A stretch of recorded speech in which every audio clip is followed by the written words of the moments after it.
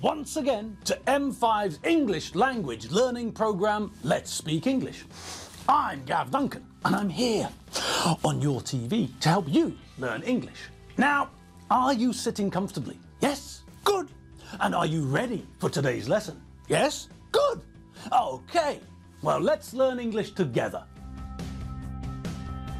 And hello there. Hello, hello, hi, hello, hello. Welcome, come in. All right, well, did you all have a good evening last night? Yes, well, I certainly hope so. Now, you all know what day it is today, don't you? Yes, that's right. It's Wednesday, which, as we all know, is the midpoint of the week.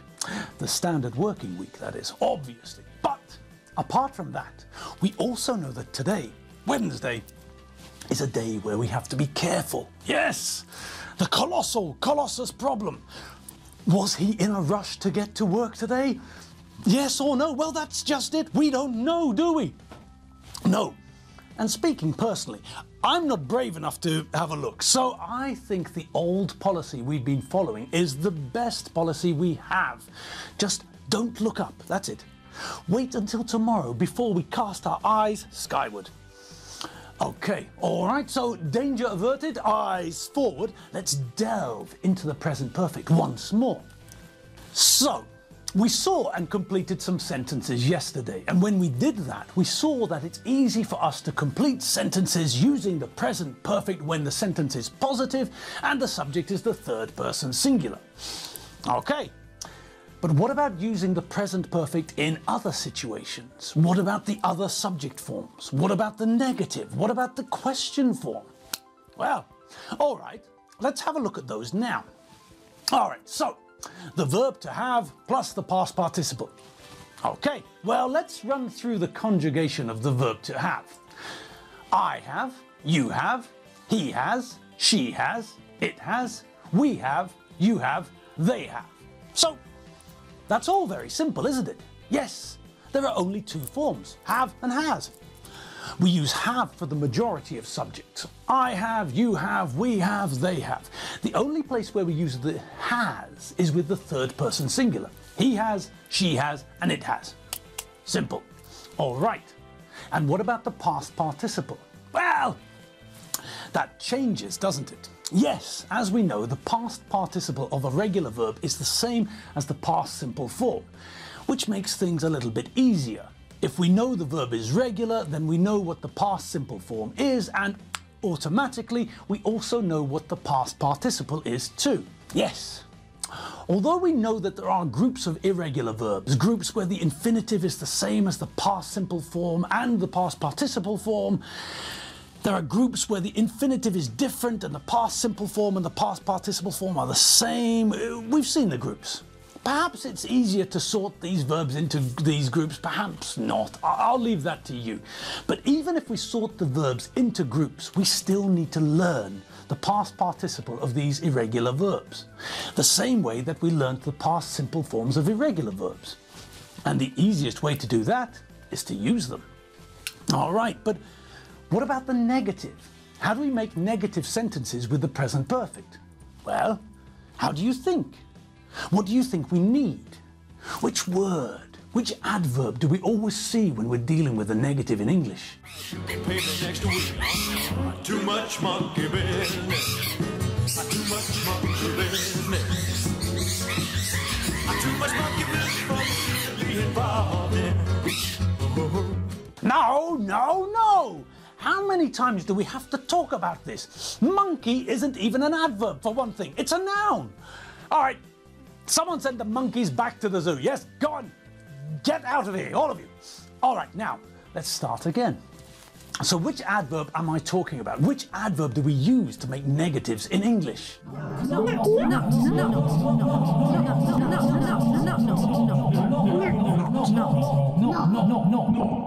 Not.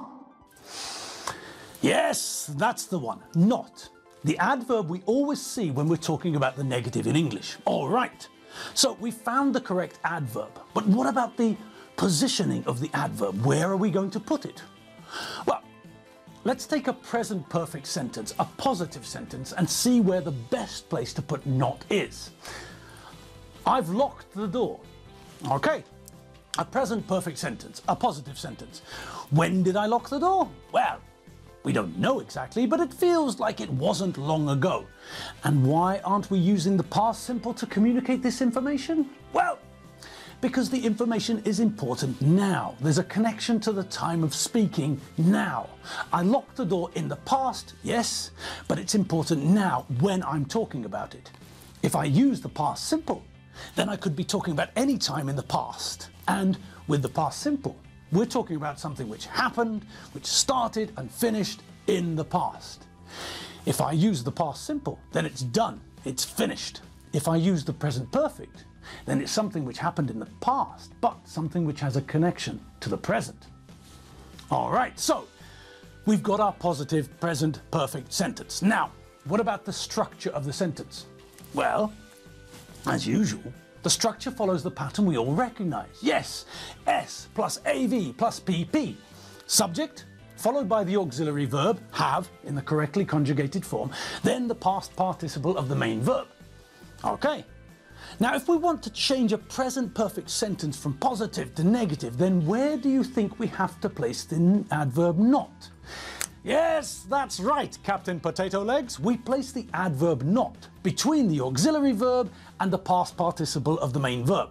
So, the pattern changes to S plus AV plus not plus PP. Okay, let's see it. I haven't locked the door. Great, and that was easy, wasn't it? Yes. Now have a look at the two sentences together and tell me what you notice. I've locked the door. I haven't locked the door. Is there anything there which catches your eye? Yes, the abbreviation. In the first sentence, in the positive sentence, we abbreviated the subject auxiliary verb combination from I have to I've. Okay, well, that's something that we see all the time, isn't it? Yes, but what about the second sentence? In the second sentence, in the negative sentence, there's a different abbreviation, isn't there? Yes, in that sentence, in the sentence with not, the negative sentence, we haven't joined the subject to the auxiliary verb, but we've joined the auxiliary verb and the adverb not. It's not I've not locked the door, but I haven't locked the door. But this isn't so much a grammar rule as something which doesn't sound as good. There's nothing wrong with abbreviating in that direction when we're using the negative. The meaning is the same, exactly the same, but for most people, it sounds better to abbreviate in the other direction. With negative sentences, it sounds better to leave the subject on its own and join the auxiliary verb and the adverb not. Okay, so that's the negative. We put the adverb not between the auxiliary verb have and the past participle of the main verb. Simple. I have not finished. I haven't finished. You have not started. You haven't started. He has not arrived. He hasn't arrived. All right, so let's have some practice. Have a look at the following sentences and complete the sentence according to the information in brackets at the end of the sentence. Just like normal, let's do the first one together, okay? Number 1, you do your homework, no I. All right, well, we're starting with a test. Yes. The very first one, the first one out of the box. It's a question. All right, cooking with lard and gas together. Well now, can we handle this? Can we figure out from our experience with the English language what we have to do? I reckon we probably can, can't we?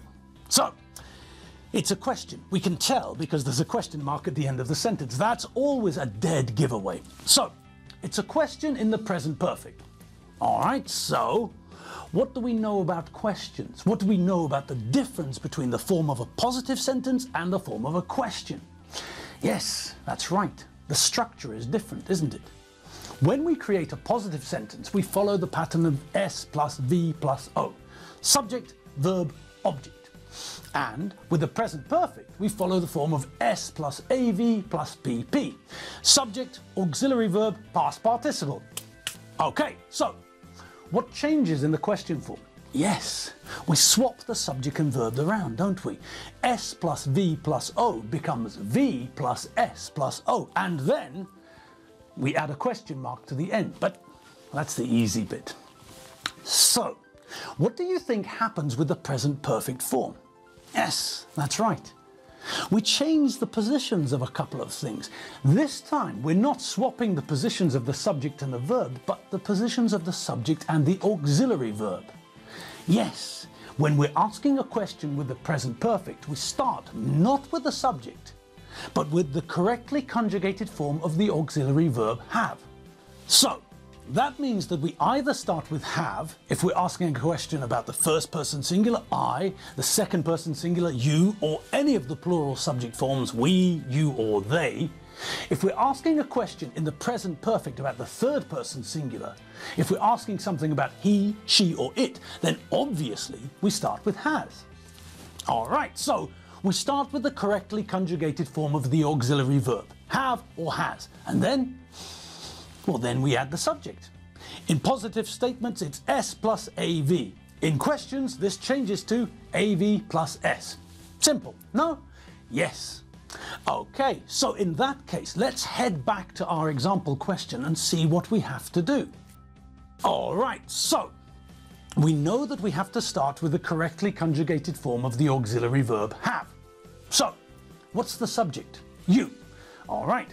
Second person singular. And what's the correct form of the auxiliary verb for the second person singular? Have. Good.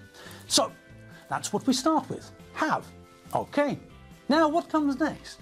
Yes, that's right. We follow the auxiliary verb with the subject. You. Have you. Great. And now what? Aha. Now we need the past participle of the verb, the main verb. And what's the main verb in this sentence? Do. Alright. And what's the past simple form and the past participle of the verb to do? Do, did, done. Alright, so, have you done? Excellent. And now what? Well, now we need to add the object, your homework. Magnificent, Millicent. And let's see that all together.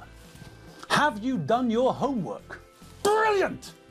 Okay, and now, what now? Well, there's an answer there, isn't there? Yes, someone asked a question and now we get the answer. And is it a positive or a negative answer? Well, it starts with no, which, let's face it, is a pretty negative word. So the answer is negative. So think back. How do we make a negative sentence in the present perfect? Yes, we need that word, that adverb, don't we? And no, the word I'm talking about isn't a primate.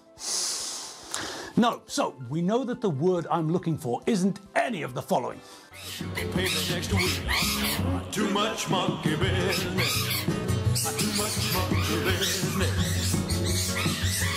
Too much monkey business for me to be involved in. Alright, I'm glad we've sorted that out. No, the word we're looking for, the word we need to make a negative, the adverb not. Okay, and we all remember where we have to put this adverb, don't we? Yes, of course we do. We put it between the auxiliary verb and the past participle.